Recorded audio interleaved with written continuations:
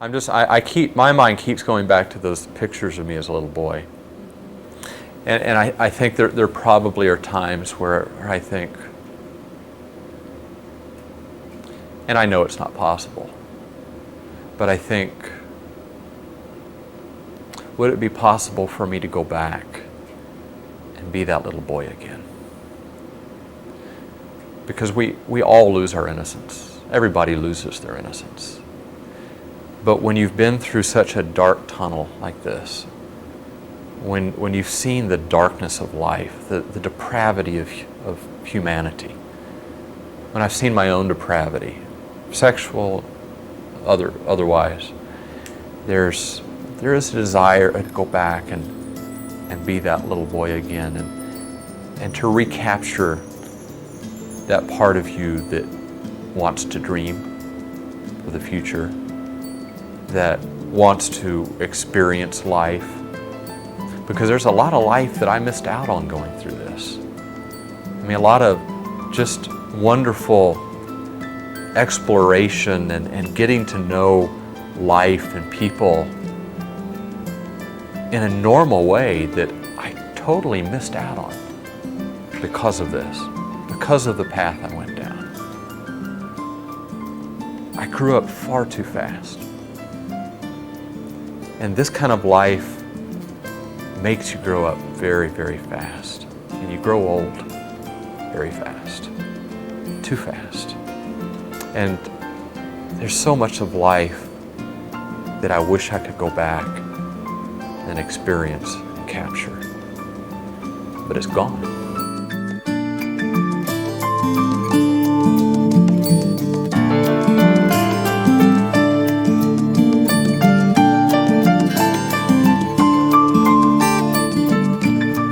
Hello, my name is Casey Winters and I'm a former homosexual.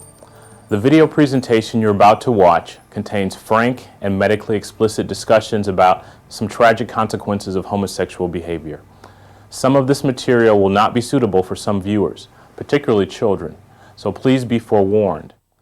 During the next 25 minutes, you'll hear from those who've lived the homosexual lifestyle, as well as from the experts in medical and mental health fields. And although some of you may find some of these segments disturbing, please know that our intent is not to shock or offend, but to raise real-life issues that are often ignored in the cultural debate concerning homosexuality, but issues that must be dealt with honestly and openly by mature and thoughtful adults. If I had known where that was going to take me, if I had known the things that was going to lead me into, I would have never gone to that bar that night. And so Tim and I ended up at that bar, and I got to tell you, from a human perspective, it was probably one of the most exciting experiences I had ever had. I walked into that nightclub that night, and the lights were flashing, and the music was blaring, and man, it looked like everybody was having a really good time. And that was the hook.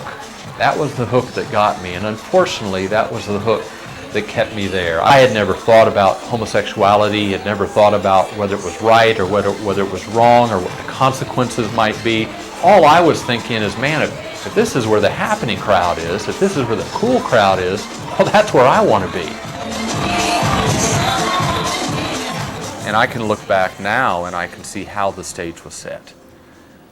Not all of it by my own choices or even by my own actions, but looking back at the first time that I was exposed to pornography, I think probably 5th or 6th grade, where I was on the school bus and somehow or another one of the boys had gotten a hold of what really was a sex manual. And then, I got involved with a group of boys that were bringing penthouses and playboys apparently out of their home.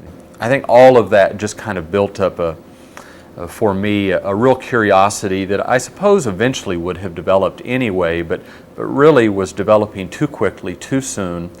And then of course I was in a situation with a young boy where this curiosity I think got the best of me, and we were wrestling around in my bedroom, and I began to grab at him, and one thing led to another, and we ended up in a fondling situation. So I think my relationship with girls even kind of got short-circuited. that when I should have been learning how to relate to girls, you know, what's it like to have a girlfriend and what does that mean and how do you talk to girls, that was all short-circuited because I went from pornography to girls being a sexual object. And I didn't like that. It was uncomfortable for me. And so when it came time to eventually go to that homosexual bar and be introduced to homosexuality, well, I was already in the mindset of being open to sex, even though I had not particularly thought of homosexuality. I was open to the idea of sex, and I was open to the idea of a relationship being based on sex. When we went to the bar, I wasn't thinking about having sex with Tim or anything like that. And when we left the bar, I suppose I was naive, but even when we left the bar, I really didn't know until the moment we were sitting on that couch and he started to unbutton my shirt. There's no doubt Tim was the aggressor. And I do have to say that I have thought many times, what if Tim had not introduced me to that situation? But in the back of my mind, I always wonder, had this older fella, had he not brought me into the situation, perhaps my life would have been different. And so that led for me what ended up being an 11-year involvement in the homosexual community. And the longer I was there, the more I developed a new identity. And this new identity was the identity of being a gay young man. And the longer I stayed there, the more that identity fit. Generally, a person enters into homosexuality gradually. A lot of the people I talk to say that they knew they were different even at age 5 or 6. Began, generally around puberty to feel same-sex attractions.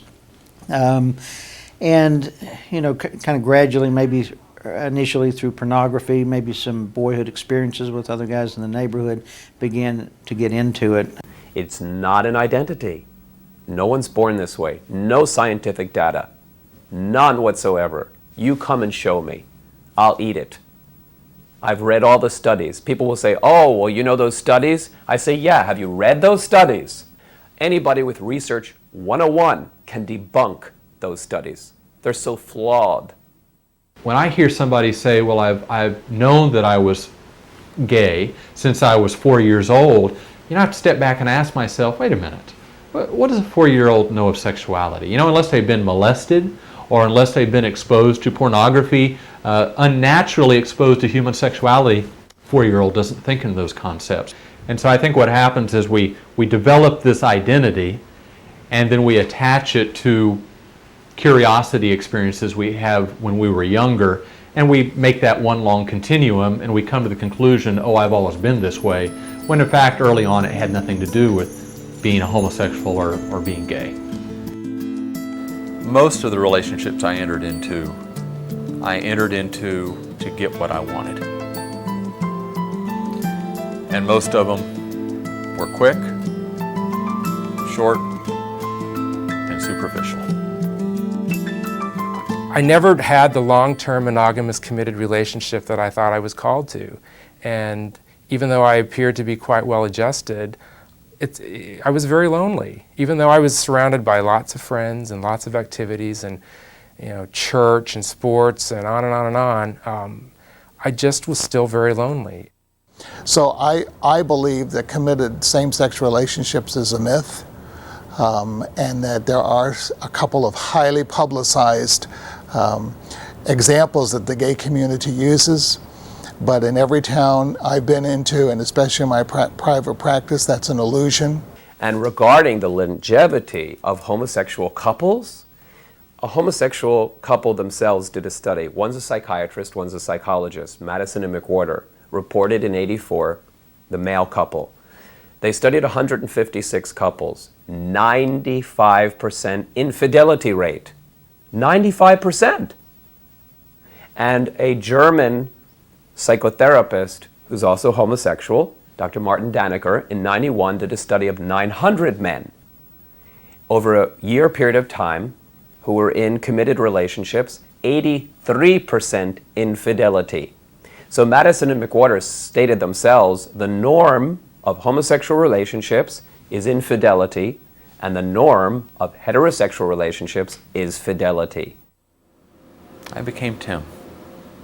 I became the aggressor, and I became the one that was using other people to satisfy myself. Anonymous sex with multiple partners and orgies, going to adult bookstores and performing sex acts on literally men that I would never see their face. You know, you hear so often from people the gross things and all the orgies and the parties, and you hear the response, well, that's just a small percentage. That's just no, it's not. That's the homosexual community. For the young homosexual male, the early involvement in sexuality is, dare I say, pain-free. It's not pain-free, in fact, but you know, it's consequence-free, and you don't see that it's doing anything to you. That's the attraction to the homosexual lifestyle, particularly for men, is that, wow, I can have all the sex I want, readily accessible to me, almost any time I want it, and there's no consequences.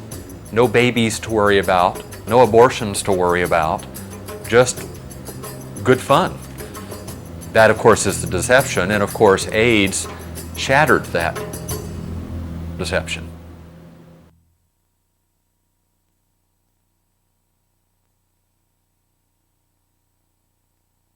It's been reported that 30% of 20-year-old homosexual men will either have HIV or be dead of AIDS by the time they're age 30.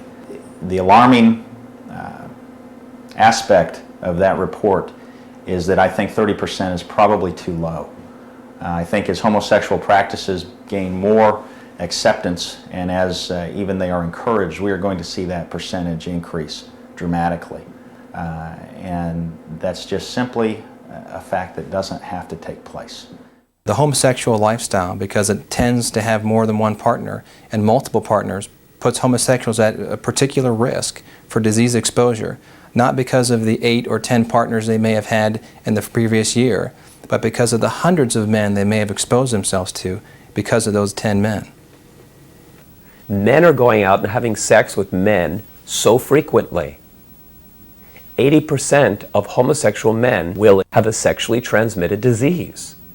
That's not being portrayed on Will and Grace and Ellen. It's all made to look so plush and so kitsch and so sweet and so nice. A particular concern to the homosexual male is anal intercourse. Anytime you're having multiple sexual experiences inside the anus, there's a potential for damage. That's a very vascular area, and when a tear takes place, there can be bleeding. If there's bleeding into that area and there's an open area in the bloodstream, in the circulation, the fecal material that is sitting there in the rectum certainly can enter the bloodstream. The human papillomavirus, or HPV, which is usually seen in the genital area because of penile anal intercourse, is often transmitted to the homosexual in the perianal area. That's a risk not just to the perianal area but also to the colon itself. And homosexuals who have exposed themselves to perianal warts have an incidence of colorectal cancer and other cancers of the colon which exceed the general population.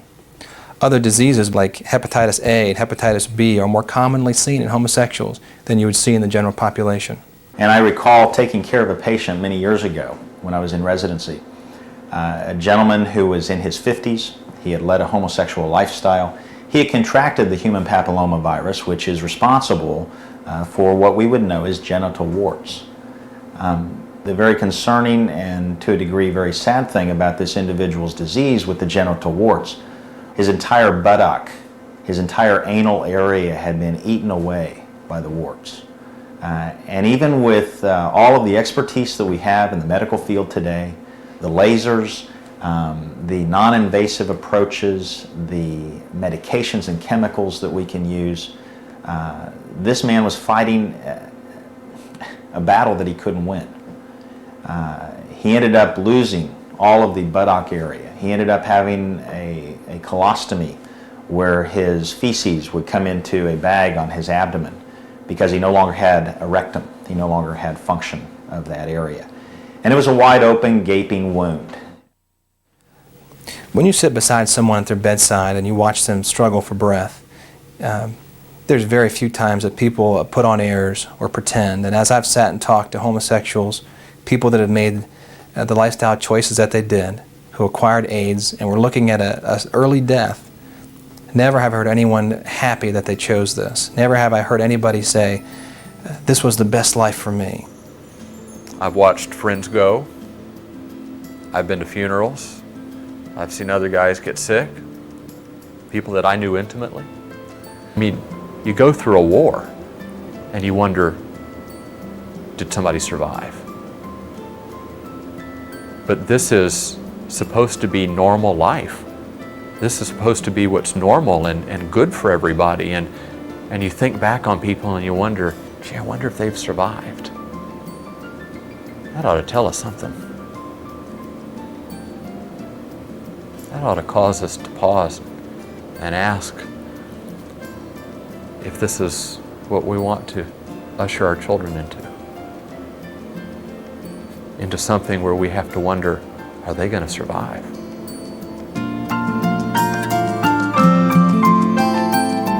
What I felt as a mother, all the hopes and dreams that I had as a mother, and certainly that I shared with my husband for my son, were just it was like a death that we had to come to grips with. The loss of him getting married, the loss of him having children and us having grandchildren. He's an only child. We hardly see our son, even though we invite him for holidays. Once a son or daughter goes into the lifestyle, it's almost as if they enter into a subculture. The family of origin is not, it's not important anymore. They have their homosexual friends, and those homosexual friends become their family. When you're in your teens or when you're in your 20s, people want you. Younger and younger teens are being drawn into this. I was talking to a 16-year-old just recently who first got involved in a gay bar when he was 13 years old. So, you're desired, you're wanted when you're in your teens, maybe when you're in your 20s. When you're in your 30s, you're the pursuer. You're looking for somebody else, usually younger, maybe. And when you're in your 40s, you're out of it. Nobody wants you. If you want to get a picture of the future of a young homosexual, gay boy, go into a homosexual bar at 2 o'clock in the morning when the party's over, when the music has stopped, and the lights have just come back on in the bar, and look at the old homosexuals left in the bar, alone. So same-sex attractions are always driven by pain. All of it. So it's not an identity, it's a behavior. First it's a thought, feeling, desire, and then if acted upon, becomes a behavior. So no one's born this way. And then if people begin to act upon it, they get more and more unhappy because sex doesn't heal nor fulfill those deeper needs. So we see in the homosexual community high rate of disease, high rate of suicide, high rate of drug and alcohol addiction. And I think the thing that finally drove me to suicide was I'd tried it all, and I just came to the end of myself. It's like, okay, I've got all this money, I've got all these things I want. What do I really have? And I had nothing. There's no legacy here. Well, there is a legacy, but it's a sad legacy. But there's no falling in love with your wife. There's no growing old together. There's no grandchildren. There's just a lonely old man. What kind of future is that? How can we send our young men to that kind of future?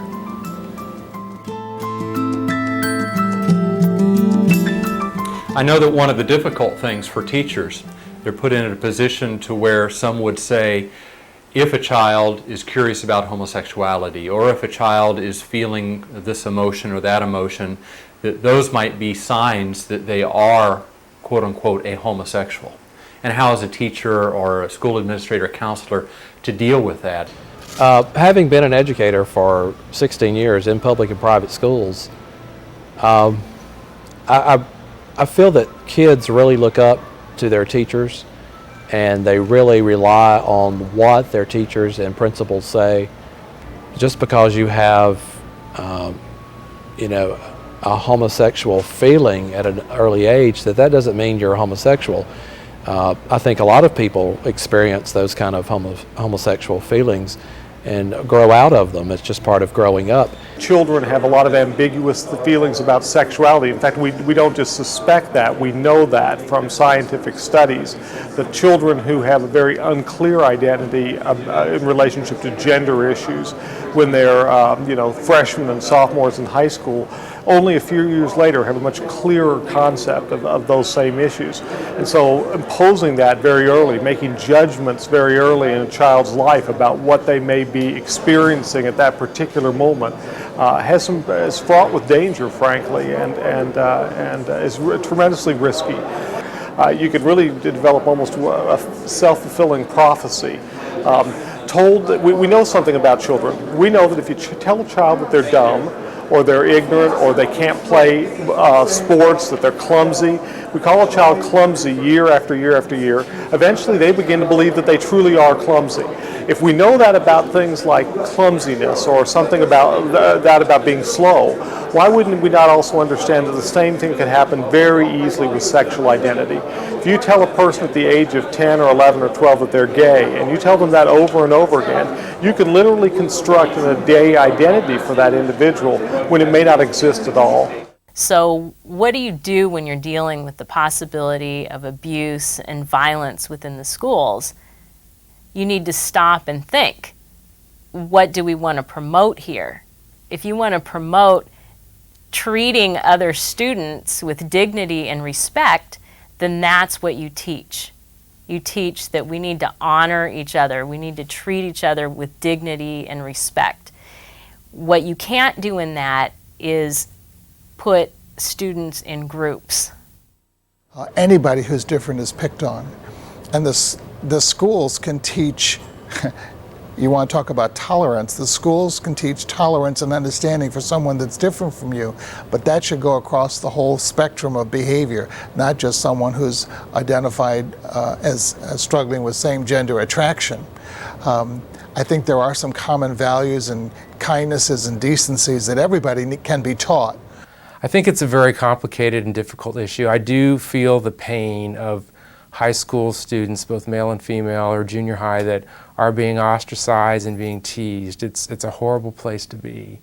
And there does need to be sympathy, and there needs to be some sort of action on the part of school administrators to stop the teasing and the taunting and the tormenting. I think that's absolutely critical. But I don't think that from that point, that is an automatic springboard into anything that really gets into what should be dealt with in the home or in the church. Those kids who are genuinely struggling and don't want this in their life hear nothing about that option at all. And so I think schools absolutely, in order to be fair, have to say there's also help for those who don't want to have this in their life. Because I sat in the chair feeling like a faggot and a queer and being called one and wanting to understand what am I going through, and nobody could help me. Therapists couldn't help me, clergy couldn't help me, teachers couldn't help me. And now it's a sellout because they couldn't find out what it was about. Now they're saying, well, embrace it. If it ain't broke, we don't have to fix it. That's cheap. It's cheap science. It's cheap religion, and it's cheap education. We owe our children the right to the truth about same-sex attractions.